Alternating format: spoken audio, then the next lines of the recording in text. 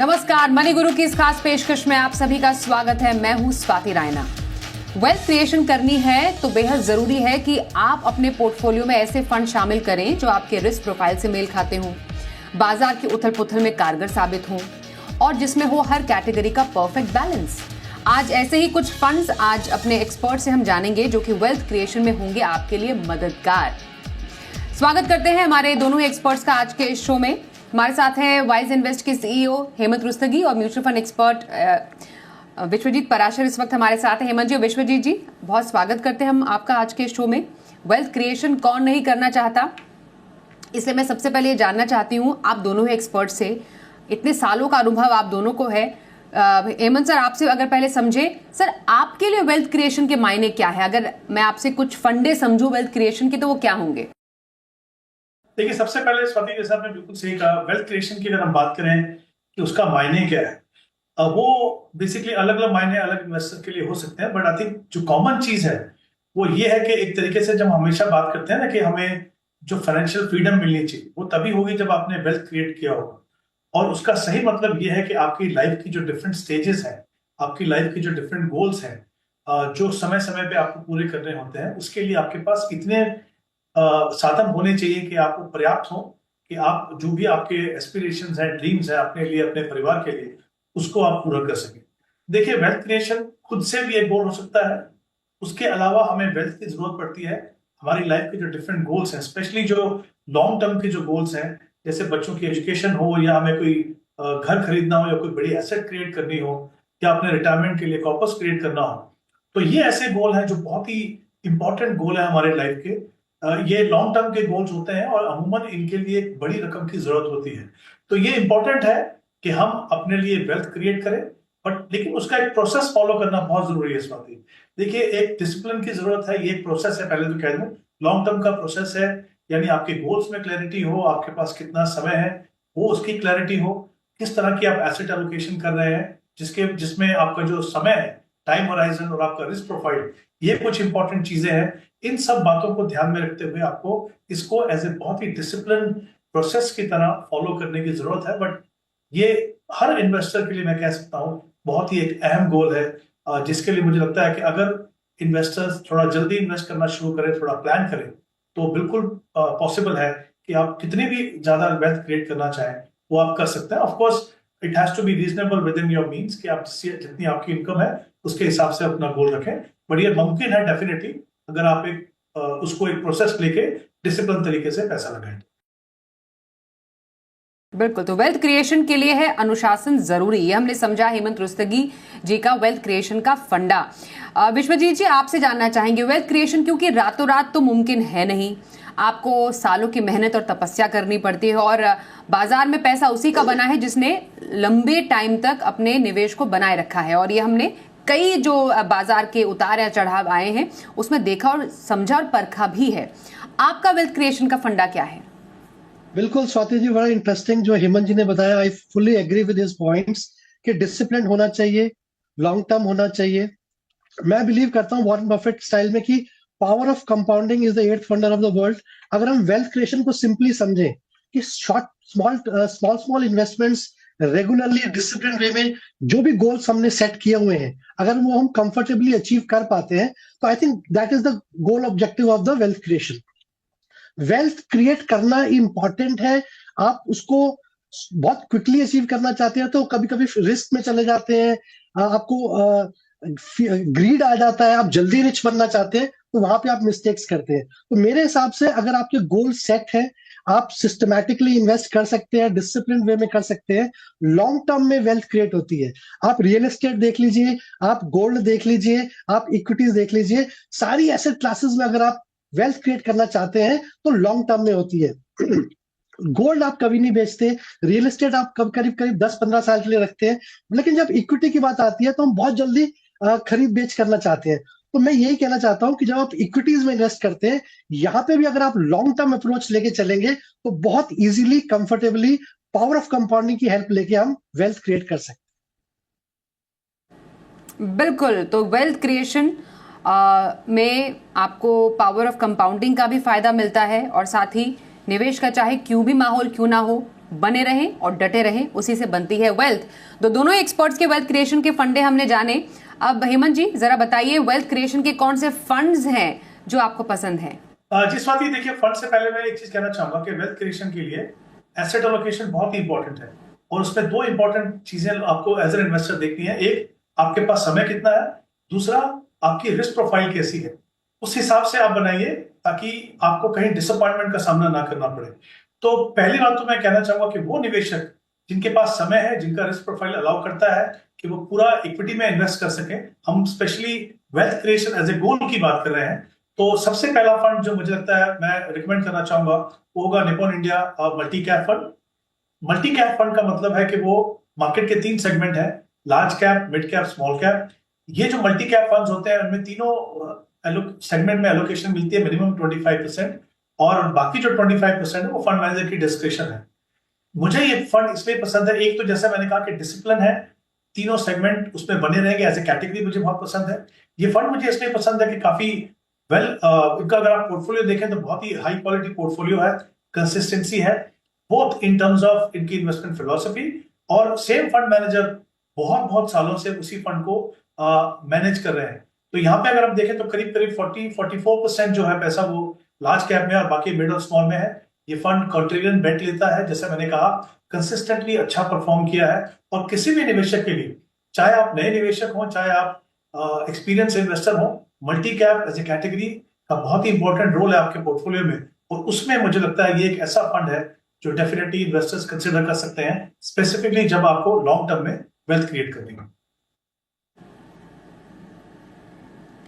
Okay, तो ये कुछ फंड्स पसंदीदा रहे हेमंत जी के जो उन्होंने बताया हमें वेल्थ क्रिएशन के लिए। विश्वजीत जी, आपके पसंदीदा वेल्थ क्रिएशन के फंड्स कौन से रहेंगे?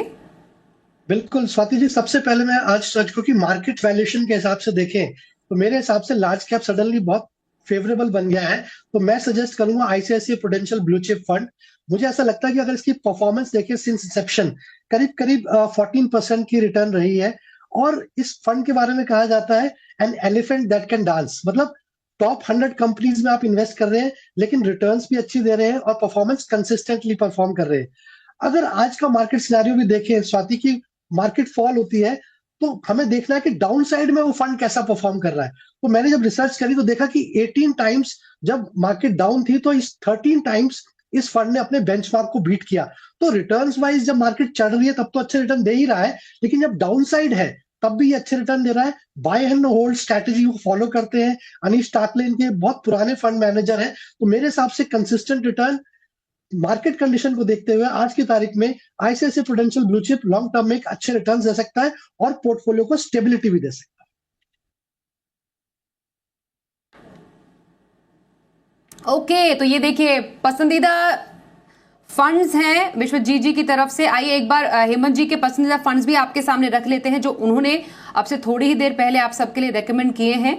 मल्टी कैप फंड की बात की हेमंत जी ने, Nippon India multi cap, Motilal Oswal large and mid cap भी उनकी पसंद है, Invesco India focused, ICICI pro multi asset और कोटक इक्विटी हाइब्रिड। ये कुछ फंड्स हैं जो कि हेमंत जी की वेल्थ क्रिएशन की लिस्ट में आते हैं टॉप 5 पर। आइए सबसे पहले हमारे जो आज के दर्शक हैं, पहले कॉलर, उनसे बात कर लेते हैं। विनायक कदम साहब। विनायक जी सर, स्वागत करते हैं हम आपका मनी गुरु के हमारे इस खास कार्यक्रम में। सर जरा बताइए, आपने हमें अपना सवाल भेजा, आप जानना चाहते हैं अपने पूरे रिटायरमेंट प्लानिंग के बारे में। अब तक आपने क्या प्लानिंग की है, जरा ये बताइए। Thank you for selecting my question and मैंने जो प्लानिंग की है उसके हिसाब से रिटायरमेंट के, और मतलब मेरा एक बेटी है अभी 2-3 साल का ही है, उनके मैरिज के लिए, एजुकेशन के लिए, तो उस पूरा कॉर्पस के लिए 8 करोड़ रुपीज आफ्टर 20 इयर्स मुझे चाहिए। तो उसके हिसाब से मैंने म्यूचुअल फंड पोर्टफोलियो आपको शेयर कर दिया है। तो मुझे सिर्फ इतना क्वेश्चन पूछना है कि is it okay, the portfolio is it okay, और do you recommend any kind of changes और is there any kind of overlapping?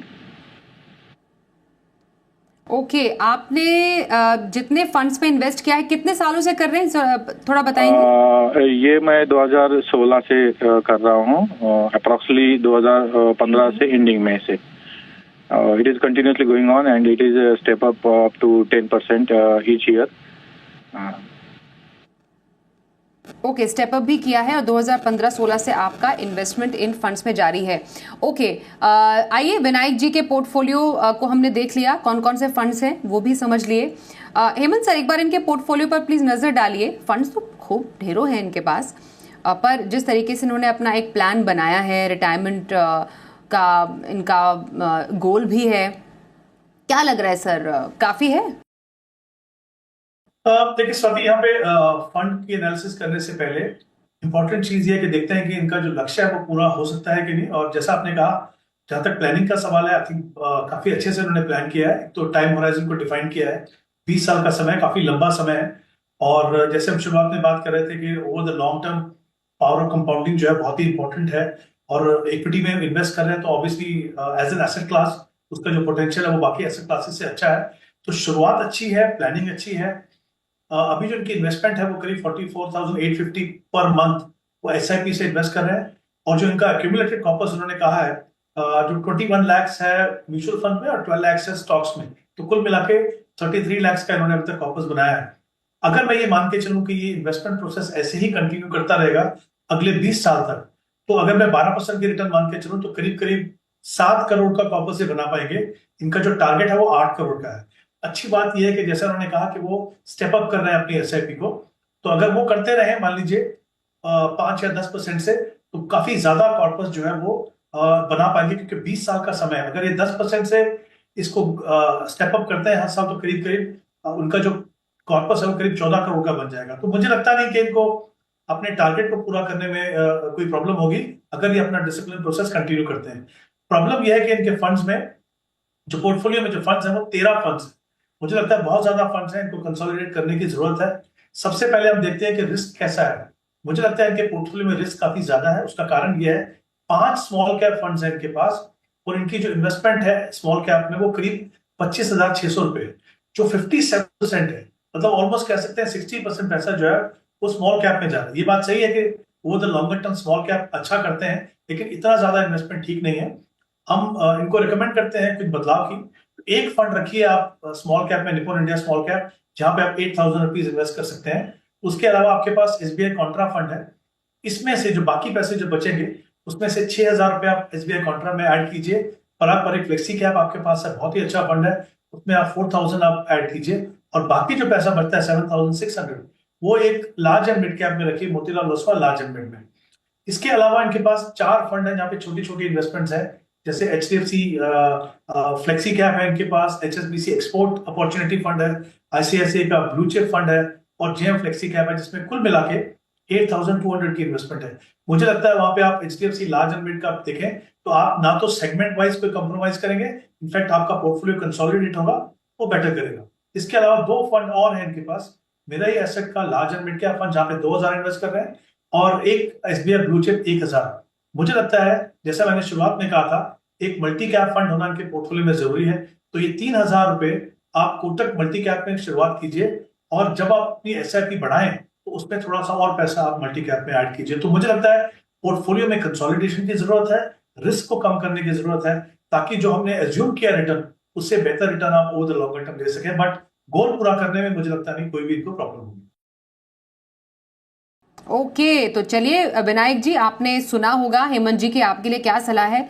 Portfolio थोड़ा बड़ा है आपका, थोड़ा सा उसको छोटा कीजिए, कुछ बदलाव की जरूरत है आपको, जो बता दिए हैं हेमंत जी ने।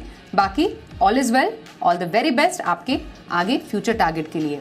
आइए एक और दर्शक का सवाल करते हैं अपने शो में शामिल। हमारे पास सवाल आया है अरुणाचल प्रदेश तवांग से इंडियन आर्मी में पोस्टेड अरुण कुमार ठाकुर साहब का।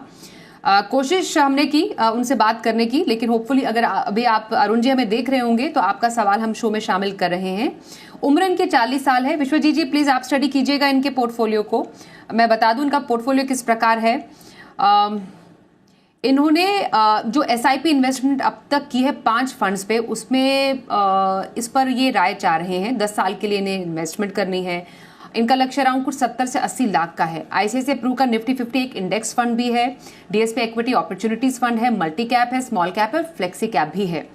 जानना चाह रहे हैं हमारे एक्सपर्ट से कि क्या ये 5 फंड जो उन्होंने इन्वेस्ट किए अच्छे हैं, क्या कुछ और ऐड करने की जरूरत है, क्या 70 से 80 लाख अगर इन्हें बनाने हैं 10 साल में, तो कुछ थोड़ा सा एसआईपी में और बदलाव करें क्या, ये जानना चाहते हैं। हालांकि शायद उन्होंने बताया नहीं कि कितने की एसआईपी इनकी चल रही है, बेहतर होता अगर मालूम चलता, लेकिन फिर भी इतनी इन्फॉर्मेशन जितनी अवेलेबल है, विश्वजीत जी क्या राय रहेगी आपकी?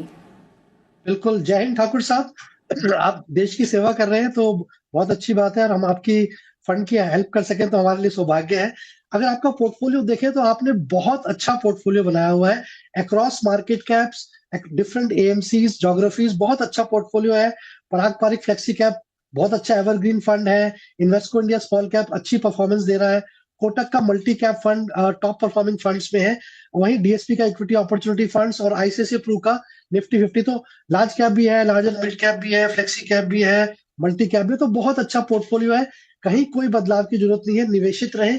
आपने थोड़ा एसआईपी का अमाउंट नहीं बताया, नहीं तो कैलकुलेट करके मैं आपको जरूर बताता कि आप अपने गोल के अचीव कर पाएंगे नहीं कर पाएंगे। बट पोर्टफोलियो देखें तो बहुत अच्छा है। हर साल अपना पोर्टफोलियो रिव्यू करते रहे, और अगर एक फंड कोई और ऐड करना हो तो मेरे हिसाब से आईसीआईसीआई का या तो वैल्यू डिस्कवरी या फिर एसबीआई का कॉन्ट्रा फंड, तो एक डिफरेंट इन्वेस्टमेंट स्टाइल भी हो जाएगा आपके पोर्टफोलियो में। बाकी सब फंड्स जो आपने ले रखे हैं बहुत अच्छे हैं, बिल्कुल निवेशित रहे। शुभकामनाएं।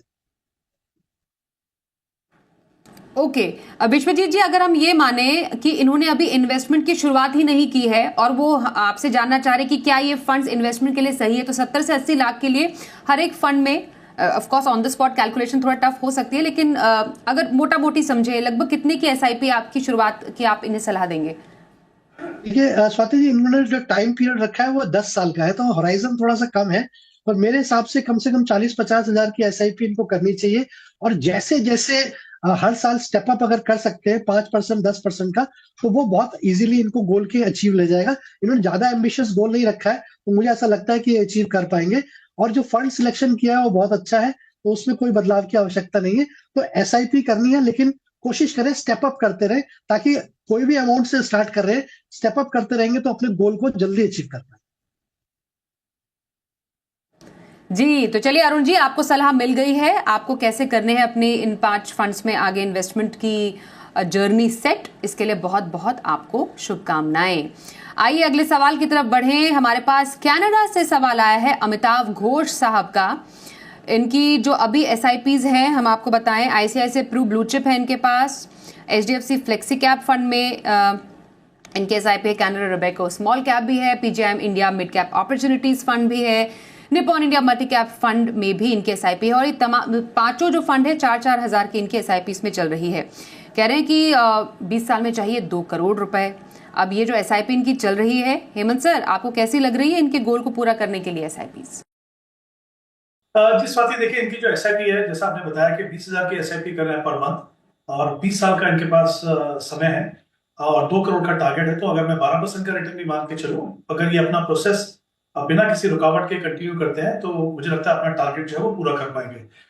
तो ऑब्वियसली अच्छी प्लानिंग है, अच्छा प्रोसेस है, टारगेट डेफिनेटली पूरा होगा। दूसरी बात, अगर मैं इनके पोर्टफोलियो को देखूं तो फंड कैटेगरी वाइज इन्होंने काफी अच्छा पोर्टफोलियो बनाया है।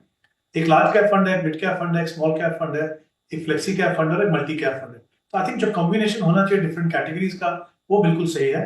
बट मेरा ये मानना है कि कुछ 2 फंड्स हैं इनके पोर्टफोलियो में, अगर ये चाहें तो मैं इनको रिकमेंड करूंगा, वो कंसिडर कर सकते हैं उसमें बदलाव करने के लिए। तो जैसे मिड कैप में इनके पास पीजीआईएम का मिड कैप अपॉर्चुनिटी फंड है। मुझे लगता है मोतीलाल ओसवाल का जो मिड कैप फंड है वो एक बेटर ऑप्शन इनके पोर्टफोलियो के लिए हो सकती है। उसके अलावा जो है कैनरा रोबेको का स्मॉल कैप फंड है, वहां पे अगर ये चाहें तो बंधन स्मॉल कैप देख सकते हैं, जो मुझे लगता है काफी बेहतरीन फंड है, वेल डाइवर्सिफाइड पोर्टफोलियो है, अच्छा क्वालिटी पोर्टफोलियो है, परफॉर्मेंस वाइज काफी ठीक रहा है, अच्छा रहा है इनफैक्ट। तो आई थिंक ये 2 बदलाव करें अपने पोर्टफोलियो, और जैसा मैंने कहा कि कैटेगरी वाइज इनका पोर्टफोलियो बिल्कुल सही है।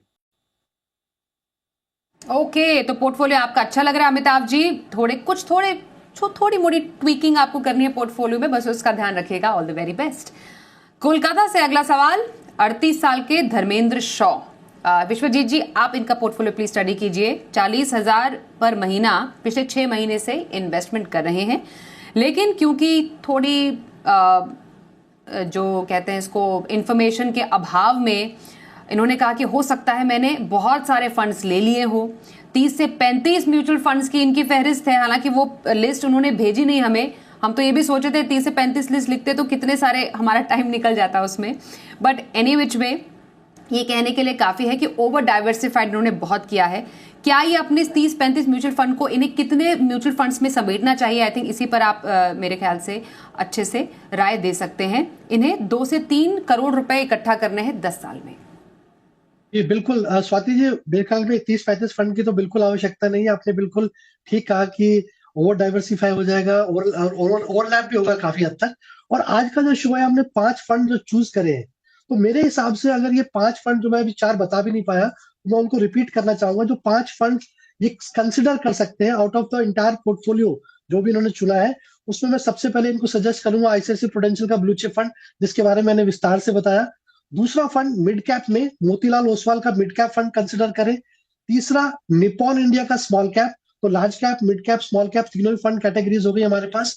चौथा एक different investment style SBI Contra fund, वो भी बहुत अच्छा है क्योंकि इंट्रिंसिक वैल्यू से जो शेयर्स की प्राइसेस कम होती है और उनको ऐसा लगता है कि आगे वाले समय में शेयर्स की प्राइसेस बढ़ेगी, उन फंड्स में वो निवेश करते हैं। तो एसबीआई कॉन्ट्रा फंड एक ले सकते हैं। और 5वां फंड एक फ्लेक्सी कैप फंड, क्योंकि अगर मार्केट सिनेरियो को देखें तो यहाँ पे थोड़ा लार्ज कैप की तरफ स्क्यूडनेस भी रहती है फ्लेक्सी कैप फंड की, और फंड मैनेजर के पास एक फ्लेक्सिबिलिटी भी है कि वो अक्रॉस मार्केट कैप में निवेश कर सकता है। तो पराग पारिक फ्लेक्सी कैप फंड। तो सबसे पहले तो मैं धर्मेंद्र जी को ये बोलूंगा कि ये 5-6 फंड्स में अपने पोर्टफोलियो को समा सकते हैं। बिल्कुल जरूरी नहीं है 30-40 पोर्टफोलियो म्यूचुअल फंड्स की, क्योंकि एक म्यूचुअल फंड में 40-50 शेयर्स होते हैं। तो आप मल्टीप्लाई करेंगे 35-40 म्यूचुअल फंड्स को 40 से, तो कितने स्टॉक्स हो जाएंगे? तो यकीनन उसमें बहुत हद तक, काफी हद तक ओवरलैप होगा। जहां तक कि आपकी गोल का सवाल है धर्मेंद्र जी, आप 40,000 की एसआईपी कर रहे हैं, 10 वर्ष में आप 2 करोड़ रुपया बनाना चाहते हैं। तो अगर मैं 40,000 को 12% का सीएजीआर लेके चलूं, तो मेरे हिसाब से ये अमाउंट काफी कम रह जाता है। करीब जी सर, देखें तो 93 लाख रह जाता है। वहीं अगर आप 15% का स्टेप अप भी करते हैं तो भी ये 1 करोड़ 64 लाख तक रहता है। तो मेरे हिसाब से कहीं ना कहीं गणित आपको थोड़ा चेंज करना पड़ेगा। बहुत हद तक जो भी लमसम पैसा आपको मिलता है, जितनी एसआईपी आप बढ़ा सकते हैं उतना बढ़ाएं। अदरवाइज अगर आप अपने गोल को थोड़ा सा एक्सटेंड कर सकते हैं, 15 वर्ष के लिए अगर आप कर दें, 10 वर्ष का 15 वर्ष का टाइम होराइजन कर दें, तो यही अमाउंट 4 करोड़ 73 लाख हो जाएगा। तो मैजिक है, जितना लंबा समय कर सकते हैं, पावर ऑफ कंपाउंडिंग का लाभ मिलेगा, सारे गोल अचीव हो सकते हैं। जी okay Dharmendra ji, all the very best. आपके इस टारगेट को आप पूरा करें, हम यही शुभकामनाएं देते हैं। धन्यवाद भी करेंगे दोनों एक्सपर्ट्स का, हेमंत जी और साथ ही साथ पुष्पजीत जी का भी हमारे साथ कार्यक्रम में शामिल होने के लिए। बस एक दरख्वास्त दर्शकों से, आप अपना सवाल हमारे ईमेल आईडी पर भेजते हैं जो कि नीचे लिखा हुआ है। अपना पूरा नाम और साथ ही अपना फोन नंबर जरूर दीजिए, सो दैट हम आपसे बात करके अपने एक्सपर्ट से भी बात करा पाएं। कार्यक्रम में बस इतना ही। देखते रहिए जी बिजनेस।